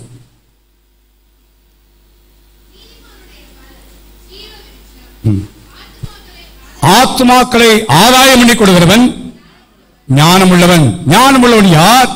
ஆத்துமாக்களை என்ன செய்யணும்? ஆதாயம் பண்ணணும். நான் சொன்ன அந்த கடைசி நாட்டில் இருக்கிறோம். அந்த நாட்டிலாம் பார்த்தீங்கன்னா மாஸ் மீட்டிங் நடக்கும். தமுக்கத்தில் அரசடி கிரவுண்டில் பார்த்தீங்கன்னா சுவிசேஷம் நடக்கும். ஆயிரக்கணக்கான ஜனங்கள். அந்த நாட்டில் ஆரம்ப நாட்டில் எனக்கு இந்த போஸ்ட் ஓட்டுறது இதான் வேலை, அனௌன்ஸ்மெண்ட் இதுக்கெல்லாம் போயிருக்கு. ஆயிரக்கணக்கான போஸ்ட் ஓட்டி இருக்கும் கூட்டம். அதில் ரட்சிப்பை பேசி ஜனங்கள் ரட்சிக்கப்படுவார்கள், அவங்கள நடத்தி. ஆனால் இப்போ இருக்கிற காலங்கள் எப்படி தெரியுமா உங்களுக்கு? வெடிக்கூட்டங்கள் நடப்பதற்கு இல்லை. அப்படி வெடிக்கூட்டமாக நடத்தினாலும் யாரும் நினைச்ச மாட்டாங்க, வரமாட்டாங்க. அதற்கு இப்பொழுது திறந்த வாசல் அல்ல. ஆனால் இப்போ எப்போ இந்த நாட்கள் எப்படி பர்சனல் எவாஞ்சலிசம், தனிப்பட்ட முறையில் மற்றவர்களுக்கு கர்த்தருடைய வார்த்தையை பேசுவதற்கு அநேக சந்தர்ப்பங்களை தேவன் வாய்ப்புகளை தருகிறார். நம்ம குடும்ப கதையை உங்க ஃப்ரெண்ட் பேசுறீங்க, வாங்கின பொருளை பத்தி நீங்க பேசுறீங்க, உங்க வீட்டில் நடக்கிற காரணை பத்தி பேசுறீங்க, நீங்க ஆராதிக்கிற ஆண்டவரை பத்தி பேசுறீங்களா? கொஞ்சம் யோசிச்சு பாரு, கொஞ்சம் செஞ்சு பாரு. எவ்வளோ காரியங்களை மற்றவங்க சொல்றோம். மற்றவர்கள் பிரச்சனையோடு இருக்கிறாங்க, தேவையோடு இருக்கிறார்கள், கஷ்டத்தோடு இருக்கிறார்கள். ஆண்டவர் உங்களை ஒரு இருளான இடத்துல வச்சிருக்கிறார், ரட்சிக்கப்படாத ஜனங்கள் மத்தியில் வச்சிருக்கிறார். அப்படின்னா என்ன அர்த்தம்னா, நீங்க அந்த இடத்துல வெளிச்சம் கொடுக்க முடியாது கர்த்தர் வைத்திருக்கிறார். ஜெபிங்க. நீங்க சந்திக்கிற ஆத்மாக்கள், நீங்க சந்திக்கிற நண்பர்கள், உறவினர்கள் பிரச்சனையோடு தேவைகளுக்காக ஜெபிங்க. உங்களோட பேரை சொல்லி ஜெபிங்க. ஏற்ற சந்தர்ப்பம் வரும்போது கர்த்தருடைய வார்த்தை சொல்லுங்க. நீங்க சொன்னா போதும். கிரியை செய்வது நீங்க இல்லை, வர வைக்க வேண்டியது நீங்கள் இல்லை, கர்த்தர் வர வைக்கிறவர். ஹல்லேலூயா. ஒரு தேவனுடைய பரிசுத்தவான் சொல்லும்பொழுது ஆத்மாக்களை ஆதாயம் பண்ணவன் செத்த கிறிஸ்தவன் சொல்கிறார். ஏதாவது விதத்தில் ஆத்மாக்களை ஆதாயம் பண்ணும் தீர்மானம். நான் சொல்லுவது, இனி வெளிக்கூட்டங்கள் நடத்தி ஆத்மாக்களை சந்திக்கப்பட போறதில்லை. அதுக்கு வாய்ப்பு கிடையாது, முடியாது. நாவது இங்க விடுதலோடு கர்த்தரை ஆராய்த்து கொண்டிருக்கிறோம். வட மாநிலங்களில் அது கூட இல்லாத ஒரு சூழ்நிலை உருவாக்கி கொண்டு அறிந்திருக்கிறோம். வேற எங்கேயும் போய் சொல்லுவாங்க. நம்மளோட பழகிறவர்கள், நண்பர்கள் இருக்காங்க, எத்தனையோ பேருக்கு பிரச்சனை இருக்காங்க. அவன் சொல்லும் பொழுது உங்க பிரச்சனையை சொல்லுங்க, நாங்கள் ஜெபம் பண்றோம், கர்த்தர் கேட்பார். சொல்லி பாருங்க. அவங்க பிரச்சனையை சொல்லி ஜெபம் பண்ணி பாருங்க. ஆண்டவர் சாதாரண ஜனங்களை கொண்டு தான் கர்த்தர் பெரிய கருத்து செய்ய போகிறார். உங்களை கொண்டு தான் அற்புதங்களை செய்ய போறார். உங்களை கொண்டு தான் வியாதியை சுகமாக்க போகிறார். பாஸ்ட் வந்து ஜெபம் பண்ணல, நீங்க ஜெபம் பண்ணுங்க, கர்த்தர் அற்புதம் செய்வார். உங்களை கொண்டு செய்ய முடியும். கடைசி நாட்களில் நாம் கிறிஸ்துவின் சரீரத்தின் அவயமாக இருக்கிறோம். ஆத்மாக்கள் ஆதாயம் பண்ணும்போது அது தேவனுடைய இருதயத்தை சந்தோஷப்படுத்தும். ஹல்லேலூயா. ஏன் தெரியுமா? 2000 ஆண்டுகளுக்கு முன்னாக அந்த ஆத்மாக்களை காத்தான் கல்வாரி சிலுவையில் இயேசு என்ன செய்வாருங்க? மரித்தார். அதுக்காக நான் செத்தேன், அதுக்காக நான் மரித்தேன். அந்த காரியத்தை நம்முடைய வாழ்க்கையில ஏற்றுக்கொண்டு மற்றவர்கள் நரகத்தின் ஆக்கில் தீர்ப்போமானா தேவனுடைய பாருங்க. ஒரு பாவி ரட்சிக்கப்படுமா பரலோகத்தில் இயேசு மாத்திர சந்தோஷம் இல்லை, ஆண்டவர் மாத்திர சந்தோஷம் இல்லை, முழு பரலோகத்தில் என்ன இருக்கிறதா? சந்தோஷம். ஏன் நம்மளால வரக்கூடாது? யோசிச்சு பாருங்க. இவ்வளவு கருத்தை பேசுறோம். நான் கடந்த வாரத்தில் இந்த 2 ராஜாக்களின் புத்தகம் வாசிருந்தேன். அந்த குஷ்டரோகிகள் செய்த காரியம் தெரியும். தேசத்தில் பஞ்சம், கோட்டை வாசல் அடைக்கப்பட்டிருந்தது. சமாரியா வந்து விட்டாருங்க. சமாரியா பஞ்சம், குஷ்டரோகி வெளியே இருக்கிறாங்க, பாளையத்து போகிறார்கள், எல்லாம் கிடைக்குது. அவன் சொல்ற ஒரு வார்த்தைனா, இங்க இருந்தாலும் சாவுதான், அங்க போனாலும் சாவுதான். இது வந்துருச்சுன்னா சுவிசேஷம் சொல்லிடுவோம். எங்க இருந்தாலும் நமக்கு என்ன இருக்கு? பயமா இருக்கா சொல்றதுக்கு? சத்தமா சொல்லுங்க. நீங்க சொல்லாட்டாலும் சாவு வரத்தான் செய்யும். இன்னைக்கு சாவுன்னு சொல்லிக்க பயப்பட வந்துருமா? அது வராது. ஆண்டவர் வைத்த காலம் வரைக்கும் வராது. அவனுக்கு ஆண்டவர் டைம் வச்சிருக்காங்க ஒவ்வொருத்தர். சாவு அவனுக்கு ஒரு பெரிய வெளிப்பாடு என்னன்னா, இங்க இருந்தாலும் சாகத்தான் போறோம், அங்க போனாலும் என்ன செய்வோம்? துணிஞ்சு போவோம். அவ்வளவுதான். அந்த துணிச்சல் வந்துருச்சுன்னா சுவிசேஷத்தை சொல்ல ஆரம்பிச்சிருவோம். ஹல்லேலூயா. யோசிச்சு பாருங்க. அன்னைக்கு சமாரியா முழுவதும் எவ்வளவு பெரிய அற்புதம் குஷ்டரோகினால. இந்த நாள் நற்செய்தியை அறிவிக்கும் நாள். இதை சொல்லாட்டா யார் மேல குற்றம் சுமரும்? சத்தமா சொல்லுங்க. ஒவ்வொரு நாள் சொல்லுங்க. பக்கத்து விசுவாசி பக்கத்தில் வேலை பார்க்குற ரட்சிக்கப்படுறாங்க. ஆண்டவரே ஒரு விசேஷம் இல்லாட்டா இவர் குற்றம் என்ன செய்யும்போது சுமர போதே அப்படி சொல்லுங்க. உள்ளத்தில் அது வரணும். ஒருத்தர் பார்க்கும்போது ரட்சிக்கப்படாத ஆளா பார்க்கும்போது, நண்பரையோ சொந்தக்காரையோ மற்றவனையோ பார்க்கும்போது அந்த காரியம் உண்டாகணும், உள்ளத்தில் வரணும். அவங்க என்ன செய்வாங்க, என்ன வாங்கிட்டு வந்திருக்காங்க அப்படி இல்லை. இந்த ஆத்மாவை சொல்லிட்டா இந்த பாவம் யார் மேல வரப்போகுது? அதான் சொல்லிக்காரு ஆண்டவர். நீ அவனை பார்த்து சொல்லன்னா அந்த தலை ரத்தப்படியை யார் மேல செய்வேன் வந்து சொல்லுவாங்க. அவங்க ஐயா அவங்க சர்ச்சுக்கெல்லாம் போனாங்க, வீட்டுக்கெல்லாம் விசிட் பண்ண போனேன், பிறந்த நாளைக்கெல்லாம் சாப்பாடு கொடுத்தாங்க, ஆனா இயேசு பத்தி சொல்லலேன்னு சொல்லுவாங்க. ஒரே நிமிஷம் முடிஞ்சு வச்சுக்காத. இந்த 20,000 ஆத்மாக்களை ஆதாயம் பண்ணும். தேவனுடைய இருதயத்தை சந்தோஷப்படும். சொன்னது அந்த காலவெளியிலே உன் இருதயத்தை சந்தோஷப்படுவதாக காணப்படும். நம்முடைய நோக்காதுவார், ஆண்டவரே உங்க இருதயத்தை நான் சந்தோஷப்படுத்த போறேன், உங்க இருதயத்தை நான் சந்தோஷப்படுத்த போறேன். ஆண்டவரே என் வாழ்க்கையில வேற யாரையும் சந்தோஷம் இல்லை. ஆண்டவரே என் வாழ்க்கையில் யார் அப்செட் ஆனா பரவாயில்ல, எந்த சொந்தக்காரனும் சரி, யாருனாலும் சரி, நண்பர்னாலும் சரி, யார் அப்செட் ஆனா பரவாயில்ல, நீங்க என் வாழ்க்கையில் அப்செட் ஆகக்கூடாது, நீங்க சந்தோஷமா இருக்கணும். வச்சு பாருங்க. இந்த 2008 வருஷத்தின் மீதியான நாட்களில் கர்த்தர் உங்களுடைய வாழ்க்கையில என்ன செய்ய போறதை பாருங்கள். ஹல்லேலூயா, ஹல்லேலூயா. இஸ்ரவேல் ஜனத்துக்கு தேவன் சொல்லும்போது சொன்ன வார்த்தையை சொல்லி முடிக்க விரும்புகிறேன். வாசிங்கள். எரேமியாவின் புத்தகம் 32ஆம் அதிகாரத்தில் வாசிக்கிறோம். தேவன் தம்முடைய ஜனத்துக்கு சொன்ன ஒரு வார்த்தை. எரேமியாவின் புத்தகம் 32ஆம் அதிகாரம் 41ஆம் வசனம். அவர்களுக்கு நன்மை செய்யும்படி. பார்த்தீங்களா, ஆண்டவருக்கு உள்ளத்துல சந்தோஷம் இருந்தார்னா அவர் என்ன செய்வார் எழுதப்படுகிறது? நன்மை செய்வார். நன்மை செய்வார். நன்மை செய்யறதுக்கு அவர் ரொம்ப சந்தோஷமா. வேதம் சொல்லுகிறது, அவர் வீணா யாரையும் குற்றப்படுத்துறதில்லை, சிறுமைப்படுத்துறதில்லை. பிரசங்களை எழுதுகிறது வீணா புலம்பல வீணா அவர் சிறுமைப்படுத்துகிற கர்த்தர் அல்ல. அவரு நன்மை செய்யறதுக்கு சந்தோஷமா இருக்காங்க. பிள்ளை ஞானம் உள்ள பிள்ளையா இருக்கு, இறுதி சொன்ன எல்லா நன்மைகளையும் தேவன் தருவார்.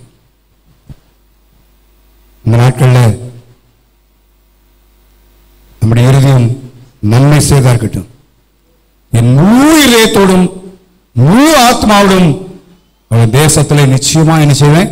நாட்டு இஸ்ரவேல் ஜனங்களை சொல்ல முடியும். அவன் மனம் திரும்பினா மாதிரி வந்துட்டானாப்பா, நான் முழு இதயத்தோடு செய்வேன். முழு ஏன்னா என் இருதயத்தை சந்தோஷப்படுத்தியிருக்கிறாங்க, என் இதயத்தை சந்தோஷப்படுத்தியிருக்கிறார்கள். ஆகவே நான் செய்வேன் சொல்றார். இந்த காலவழியிலே இந்த ஏப்ரல் மாதம் வந்திருக்கிறோம். ஆண்டவரே, உங்களை நான் சந்தோஷப்படுத்தினாப்பா, அந்த ஒரு வாழ்க்கை எனக்கு தாரும்.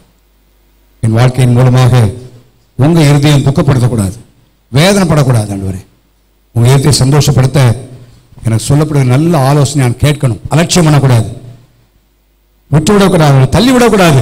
எனக்கு சொல்ற நல்ல ஆலோசனை கேட்கணும். ஆண்டவரே, தீமையான காரியத்தை விட்டு நான் விலகி ஓடின. ஆண்டவரே, என் நாவை நல்ல வார்த்தையில பேசு, பக்திக்கு எதுவான வார்த்தை, வள வள வளன்னு தேவையற்ற வார்த்தையில பேசக்கூடாது. ஆண்டவரே, காலத்தை எனக்கு கூட காலங்கள் டைமை நான் மிச்சப்படுத்தி உம்முடைய காரியங்களுக்கு நான் செலவழிக்கிறேன். ஆண்டவரே, ஐக்கியத்தை நான் மட்டுப்படுத்தக்கூடாது. தேவனோடு உள்ள ஜனங்கள் ஐக்கியத்தை நான் முக்கியப்படுத்தி நான் உறுதிப்படுத்த. ஆண்டவரே, ஆத்மாக்கள் ஆதாயம் என் சுலபமான தேவனுடைய இருதயத்தை சந்தோஷப்படுறதாய் காணப்படும். அவரை சந்தோஷப்படுத்த நான் சொன்னேன் இல்லைங்களா, நம்ம வேலை சந்தோஷப்படுத்துகிற வேலை நமக்கு தேவையெல்லாம் தேவன் தருவார். நாம் நினைப்பதற்கும் வேண்டிக்குவதற்கும் மிகவும் அதிகமாய் தேவன் கிரியை செய்ய முடியும். துக்கத்தோட காரியம் செய்யலாம் வேண்டாம். ஒரு இருதயத்தை சொல், முழு இருதயத்தை சொல்லப்பா உங்களை நாட்டுவேன். முழு இருதயம் ஆண்ட சொல்லார். காரணம் உங்க எனக்கு சந்தோஷம். நான் எல்லா நன்மையும் தருகிறேன், எல்லாமே தருவார். இந்த காலவழியிலே ஒரு பிரசங்கத்தை பண்ணணும் சொல்லல. நான் கர்நாடகில் தேவ கோபப்படுகிற காரியத்தை பற்றி பேசினேன். ஆனால் இன்னைக்கு வாக்கு தத்தங்களை குறித்து பேசணும். ஆனால் ஆண்டவர் கடந்த வார்த்தை ஸ்பெசிஃபிக்காக வைத்தார். ஒரு பக்கம் பேசினேன், என் இதயத்தை சந்தோஷப்படுத்த முடியாது சொல்ல என் இதயத்தை சந்தோஷப்படுத்த வேண்டும். தனியாக சந்தோஷப்படுத்தும், குடும்பமாக சந்தோஷப்படுத்தும், நம் சபையாய் சேர்ந்து தேவனுடைய இதயத்தை சந்தோஷப்படுத்துவாய் காணப்படும். மெல்ல நினைக்கலாமா? மெல்ல தேவ சமுதாயம் நினைப்போம். ஹல்லேலூயா. Thank you Lord. ஸ்தோத்திரம் ஆண்டவரே, துதிக்கிறோம். ஹல்லேலூயா. ஓ ஜீசஸ், ஹல்லேலூயா. ஒரு நிமிஷம் நான் சொல்லும் போல, ஆண்டவரே, நான் உங்களை வேதனைப்படுத்திருக்கேன். ஆண்டவரே, நம்மை நாமே ஆராய்ந்துவார். நான் ஆட்சியமா வர்றவங்களுக்கு ஒரு பிரசங்கத்தை கடமைக்காய் பண்ணி அனுப்புனதுக்காக நான் பண்ணல. தேவன் அறிவார். தேவ பிரசன்னத்தில் காத்திருந்து பெற்றுக்கொண்ட வார்த்தையில் தான் உங்களோட நான் பேசிட்டு இருக்கிறேன். சீரியஸா எடுங்க, சிரத்தையோடு எடுங்க. இது இன்னைக்கு ஒரு பிரசங்கத்தை கேட்ட இன்னைக்கு அடுத்த பிரசங்கத்தை எழுதியிருக்கோம் போகாதீங்க. வரப்போற காலங்கள் மிக கூடிய காலங்கள், எதிர்கொள்ளக்கூடிய காரியங்கள் மிக காரியங்கள். சொல்ல பார்த்தீங்களா, வந்து போனால பல வேலை இழப்புகள், எத்தனையோ இன்ஸ்டிடியூட்ல எத்தனையோ காரியங்கள்ல நீ வேலை போயிடுச்சு. இன்னும் அதை ஏஐ மூலமாய் பல காரியம் வைத்து மக்களை ஆளக்க பண்ண போறாங்க. காலங்கள் மிகக்கூடிய காலம். மிருகம் என்று சொல்ல இடத்துல முன்னேற்றமான பாதையிலே கண்டுபிடிப்பு வந்து கொண்டிருக்கிறதை பார்க்கிறோம். இயேசு வரக்கூடிய காலத்தில் வந்திருக்கிறோம். இவ்வளவு நாள் எத்தனையோ விதங்களை தேவனை துக்கப்படுத்தியிருக்கலாம், வேதனைப்படுத்தியிருக்கலாம். நம்முடைய பிள்ளைகள் சில காரணம் சொல்லி நம்முடைய உள்ள எவ்வளவு துக்கப்படுத்தி யோசிச்சு பாருங்க, எவ்வளவு வேதனை அடைகிறோம். நம்முடைய பரம தகப்பன் இந்த உலகத்தில் பிறந்த முதல் இது வரைக்கும் பாதுகாத்து பராமரித்து எல்லா காரியத்தையும் நடத்தி இருந்திருக்காரு. அப்படி எதையும் துக்கப்படுவானா எப்படி யோசிச்சு பாருங்க. வேண்டாம், இந்த காலம் நான் அந்த பக்கம் பேசலை. என்னுடைய வார்த்தையெல்லாம் அன்றைக்கு ஆண்டவரே இருதயத்தை சந்தோஷப்படுத்தணும், இருதயத்தை சந்தோஷப்படுத்தணும். ஆண்டவரே உங்களுடைய இருதயத்தை நான் சந்தோஷப்படுத்தப்பா. என் வாழ்க்கையில் யார் என் மூலம் அப்செட் ஆகுறாங்களோ அதை பற்றி எனக்கு பிரச்சனை இல்லை. அவங்க எனக்கு பரலோகம் தரப்போறது இல்லை, அவங்க நித்திய ஜீவனை தரப்போறது இல்லை, ஆபத்தில் அவங்க என்னை பார்க்க போறது இல்லை. தேவன் ஒருவரே. எல்லாரும் கைவிட்டாலும் ஆண்டவர் ஒருவர் கைப்பிடித்திருப்பாரானால் அது போதும். எல்லாரும் கூட இருந்து ஆண்டவர் கைவிட்டார்னா நம்ம நிலைமை அதோ கதி ஆயிரும். வேண்டாம், ஒரு உறுதியான தீர்மானம் பண்ணுவோம். ஆண்டவரே எந்த விதத்திலும் உண்மை நான் அப்செட் பண்ண விட மாட்டேன், உண்மை நான் சந்தோஷப்படுத்துவேன். ஆண்டவரே இந்த உலகத்தில் மற்றவங்க இல்லப்பா, உங்க இருதயத்தை நான் மகிழ பண்ணணும், உங்க இருதயத்தை நான் சந்தோஷப்படுத்துற மனுஷனா மகனா மகளை வாழ். ஆண்டவரே எவ்வளவு பேசியிருக்கிறீர், அது என் தீர்மான நோக்கமா இருக்கட்டும். உண்மை வேதனைப்படுத்துகிற துக்கப்படுத்துகிற காரணம் எல்லாவற்றையும் என்ன விட்டாங்க மன்னிங்க, என்னுடைய சமூகத்தில் ஒப்பு கொடுப்பா. சொல்லி தயவு செய்ய சொல்லி சொல்லுமா, இவ்வளோ நான் கத்தி பேச முடியும். வாயை திறந்து அறிக்கை செய்யலைன்னா பிரயோஜனம் இல்லை. தேவனுடைய வார்த்தை பேசியிருக்கிறேன். வாயை திறந்த ஆண்டவருடைய சமூகத்தில் ஒரு பொறுத்தனையோடு தேவ சபை ஜெபிங்க. இன்னைக்கு நீங்க பண்ற ஜெபம் பரலோகம் கேட்டுக்கொண்டு மாத்திரமல்ல, ஒரு நாள் நீ யோசிப்பீங்க, ஒரு நாள் நீ நினைக்க போறீங்க, நான் ஆண்டவரை சந்தோஷப்படுத்த முடியா நான் செஞ்சேன், கர்த்தர் இந்த உயர்வு இந்த நன்மையை தந்துரு ஆசீர்வதித்திருக்கார் என்று சொல்லி நீங்க சொல்ல முடியும். அப்படி சந்தோஷப்படுமானா அவன் நமக்கு கேட்க வேண்டிய அவசியமே இல்லை. என்னென்ன காரியத்தை எல்லாத்தையும் தந்தவனை ஆசீர்வதிப்பார். அவன் ஒரே லட்சம் ஆண்டவரே உங்க இருதயத்தை நான் சந்தோஷப்படுத்தினால் காணப்பட கேட்ட ஆலோசனை எனக்கு உதவி செய்யப்பான்னு சொல்லி எல்லாரும் ஜெபம் பண்ணுவோமா? வாலிபுர ஜெபம், வாயத்தன் ஜெபம், ஏசப்பா ஜெபம். இது மிக முக்கியமான ஜெபம். கர்த்தர் கேட்கட்டும், ஆண்டவர் ஜெபத்தை கேட்கட்டும். ஹல்லேலூயா. ஒரு பல்ல கர்த்தராம் ஆண்டவரே என் வாழ்க்கையில் உண்மை நாங்கள் சந்தோஷப்படுத்தணும். ஆண்டவரே உண்மை நாங்கள் சந்தோஷப்படுத்தணும் அப்பா. கர்த்தாவே எல்லா சூழ்நிலையிலும் எல்லா சந்தர்ப்பத்திலும் எல்லா நிலையிலும் ஆண்டவரே உண்மை நாங்கள் சந்தோஷப்படுத்தட்டும் அப்பா. உண்மை நாங்கள் சந்தோஷப்படுத்தட்டும் ஆண்டவரே. வேதனைப்படுத்தின துக்கப்படுத்தின காரியங்களாக மன்னிங்க, அந்த வழியெல்லாம் விட்டு நாங்கள் திரும்ப உதவி செய்யுங்க அப்பா. இந்த நாள் என்னுடைய வாழ்க்கை பெரிய மாற்றத்தின் நாளாக இருக்கட்டும் ஐயா. என்னுடைய வாழ்க்கை ஆண்டவரே என்னுடைய ஜீவியத்தில் பெரிய மாற்றத்தின் நாளாய் மாறட்டும் ஆண்டவரே. என்னுடைய குடும்பத்தில் திருப்பத்தின் நாளாய் மாறட்டும். நாங்கள் தனிப்பட்ட சந்தோஷப்படுத்தட்டும் ஆண்டவரே. குடும்பமாக சந்தோஷப்படுத்தட்டும் ஆண்டவரே. நாங்கள் சபையாய் சந்தோஷப்படுத்த ஆண்டவரே. கர்த்தாவே நாங்கள் குடும்பமாய் சபையாய் சந்தோஷப்பட்டவாய் மாறட்டும் அப்பா.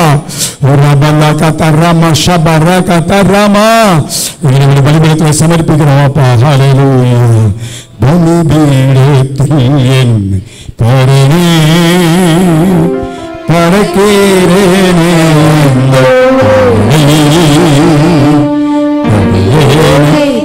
சித்தம் போலே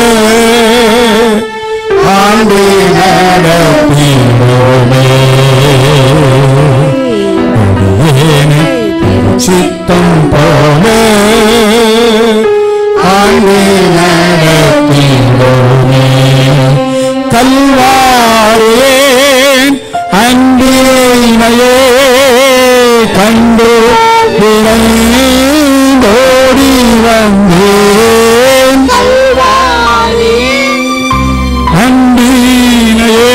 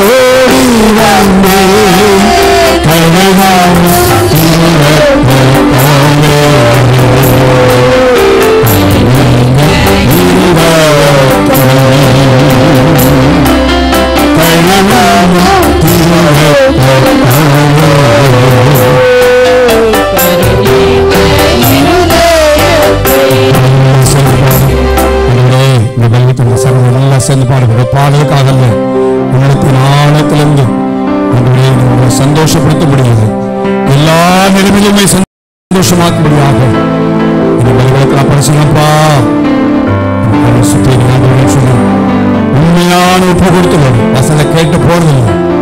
வசனம் வாழ்க்கையில மாற்றத்தை தந்திருக்க வேண்டும், மாற்றங்களை ஏற்படுத்த வேண்டும். இந்த மெய்யான மனஸ்தாபத்தோடு எல்லா சம்பவமும்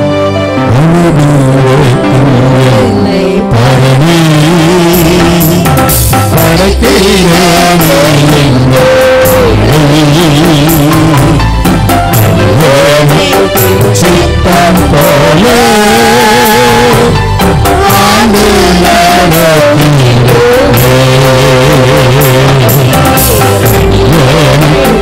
சித்தம் போல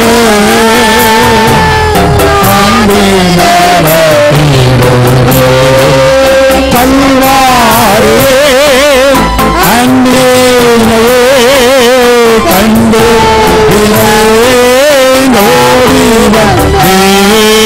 கல்வாரியே அன்பே கண்டு ஓடி வந்து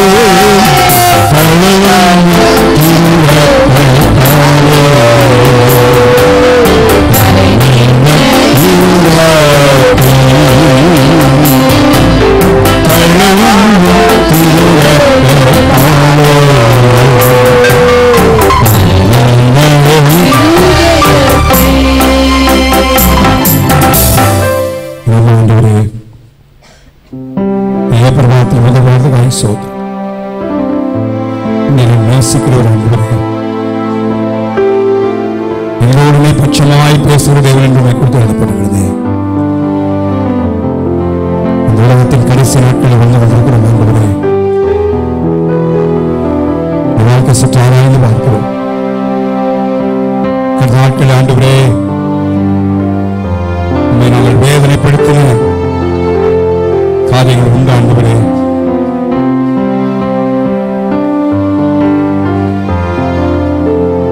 தற்பணிக்கிறோம்.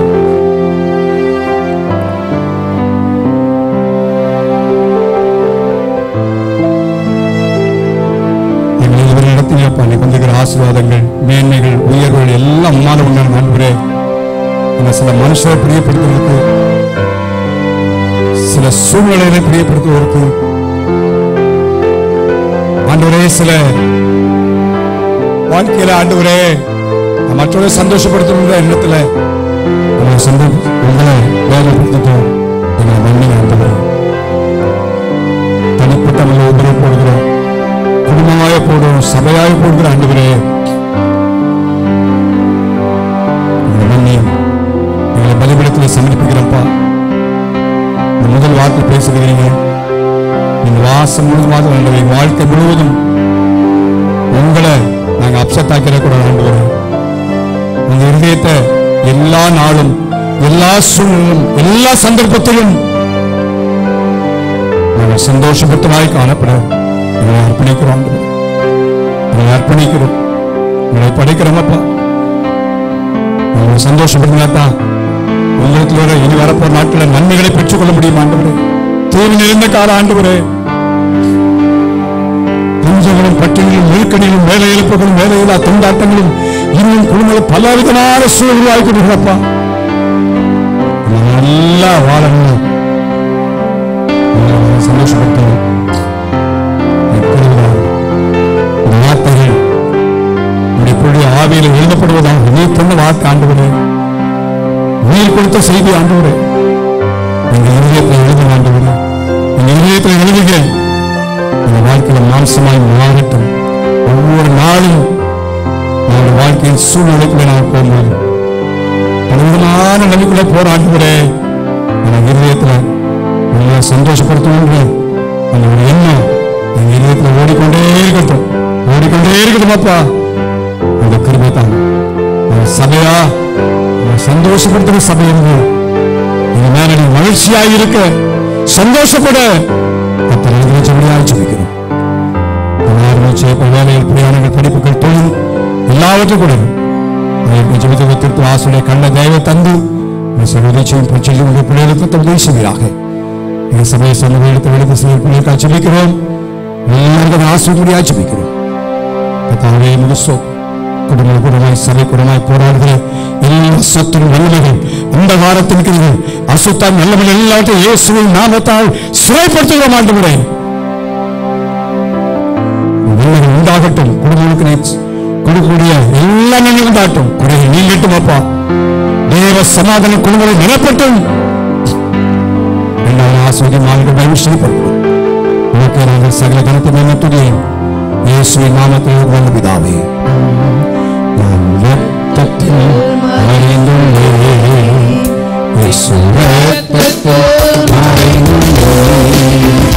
இயேசு இரத்தத்தில் மறைந்துள்ளேன். இரத்தத்தில் என்னை அணிவாதே. இரத்தத்தில் என்னை அணிவாதே.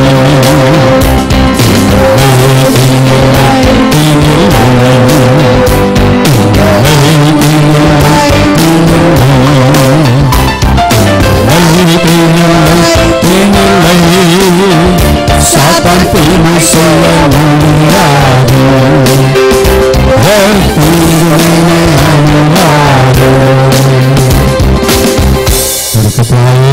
சொல்கிறேன் பிதாவாகிய தேவன் பரிசுத்தாவியானுடைய அந்யோன்ய ஐக்கியமும் பாதமும் பராமரிப்பும் இருப்பதாக.